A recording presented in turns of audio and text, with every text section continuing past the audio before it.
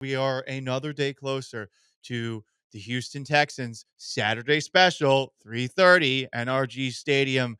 They take on the Los Angeles Chargers. We have both been looking at this team with a side eye. We are very skeptical about their playoff chances, as is pretty much everyone. Everyone on planet Earth. Yes, the same everyone that were hyping up the Texans going into this year now believe they are dead men walking, and we are on that same page for now. I do think I was doing some research yesterday, trying to find negative things about the Chargers, things that make me feel better about the Houston Texans. Okay. They're bad against good teams. The Chargers are? The Chargers are. Okay. 2-6 versus playoff teams this year. Okay. Justin Herbert sacked 7th most times this year in the NFL. So you can get Uh-huh. after the quarterback. All right. 14th most rushing yards allowed per game. Oh, that's not as good of one, but it's not as good. That's kind of where I ran out. Yeah, I mean the deep steel blue pill for a second there was a pulse. Yeah. Then there were two pulses, and then it was flaccid once again.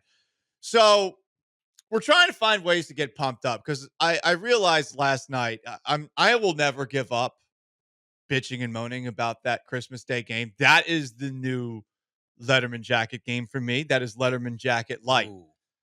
But I also saw a tweet that we'll talk about in the next segment when we talk about Justin Verlander leaving for the Giants that made me realize I have to find ways to, at the very least, make it seem like there's a possibility the Texans win on Saturday. And perhaps we have found it because the Texans are aware that the world doesn't believe in them.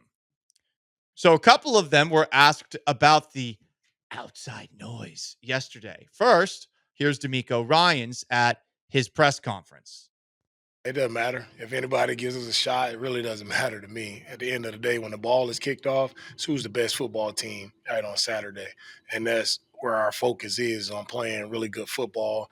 Everybody have an opinion about us one way or the other, but outside opinion really doesn't drive what we do here internally. Like, our guys put the work in, they know what we're about. We know what we're about, so it really doesn't matter to me on all the outside noise. So something like that, just not even like bulletin board material. It's just, for me, it's something like that. What does it do? Does it make you play harder because somebody said that? Does it change? Like, we play hard anyway. Like, we're gonna bring our style of football, our brand of football on Saturday, regardless or irregardless of what anyone a talking head's opinion is about us, right? So it really doesn't drive or doesn't change our approach one bit. I'll be honest, I don't know the difference between regardless and irregardless either.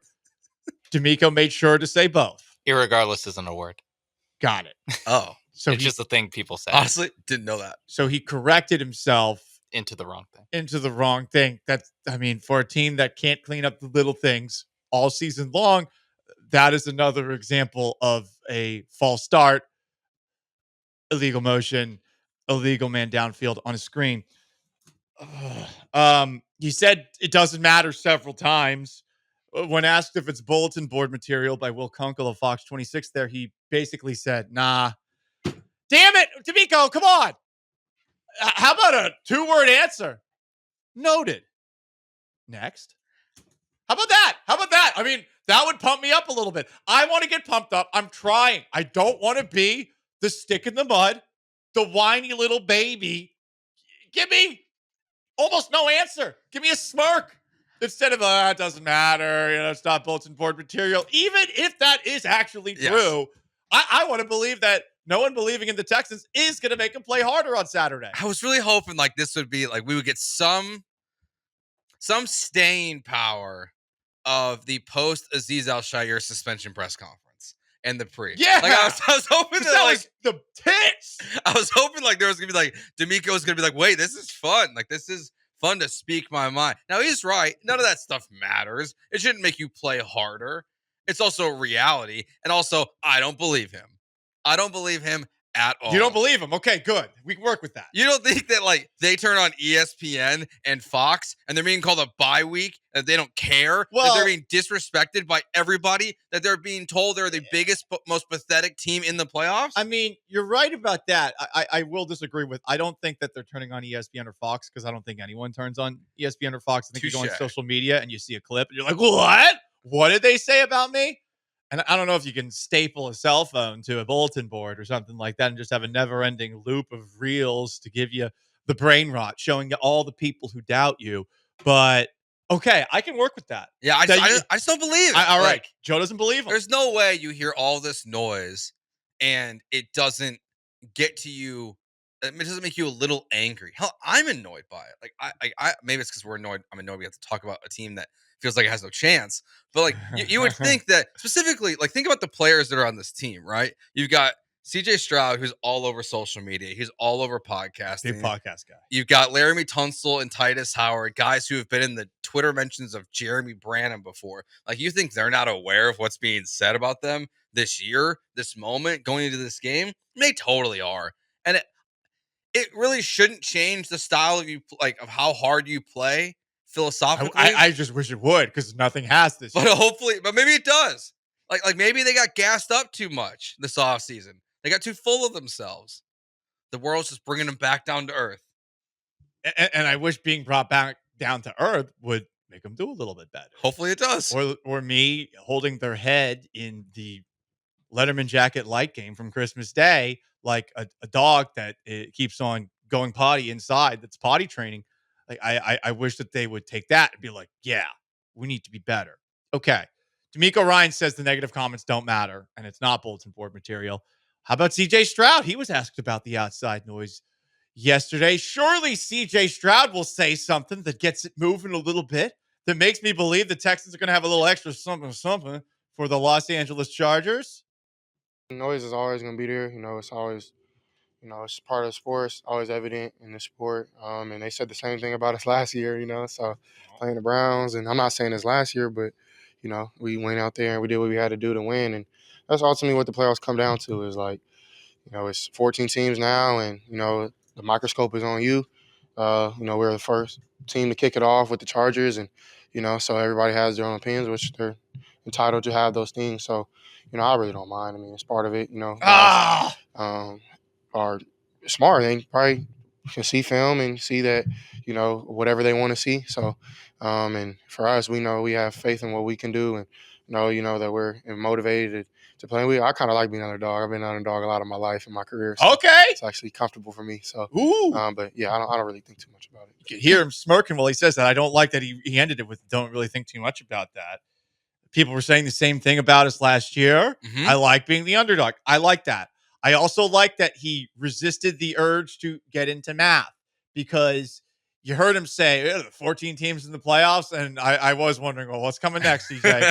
What's coming next? Because then after 14, then it becomes 8. Does not shrink in half to 7. Yeah. And then from 8 to 4, 4 to 2, and then there's one Super Bowl champion. I'm Yeah. glad he didn't go there because we already heard DeMeco Ryans correcting himself from regardless to irregardless, which is not a word we officially learned for Sean Mapes behind the glass. Big UT brain here. It is a word. It just doesn't mean anything different than regardless. Like there's no reason for it to exist. Gotcha. There's no difference. Okay. It is a word. He said both. Double regardless. Does that mean it actually matters? Just stop. I'll stop. CJ's downplaying it. Yep. DeMeco's downplaying it. Surely there's got to be someone. There's got to be someone who is taking the negativity and harnessing it into the same kind of energy that Goku does when he puts together a spirit bomb. How about that reference, everybody? How about Joe Mixon, who was asked this question by Big Sarge Sports? A lot of national media saying this is a bye week for the Chargers. Y'all are not ready to play. How do you all sound?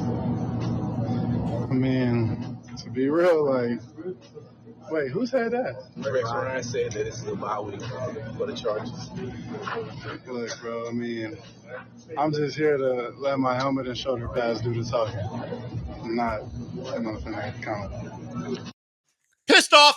We got one. Yeah. We got one. Yeah, there's some angst there. Who said that? You can tell he's annoyed.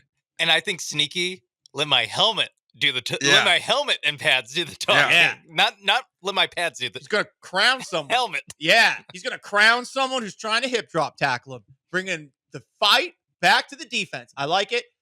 And you heard him at the end. He trails off a little bit like he's Tyreek Hill after saying, I'm out of here, bro. I like it. I like it. He didn't want to put any bulletin board material on the table for the Chargers, but at least one guy's motivated. Okay. Yeah, okay. he took note. We can work with this. We are cooking with. We are not cooking with much. We are cooking with legitimately a scrap of paper.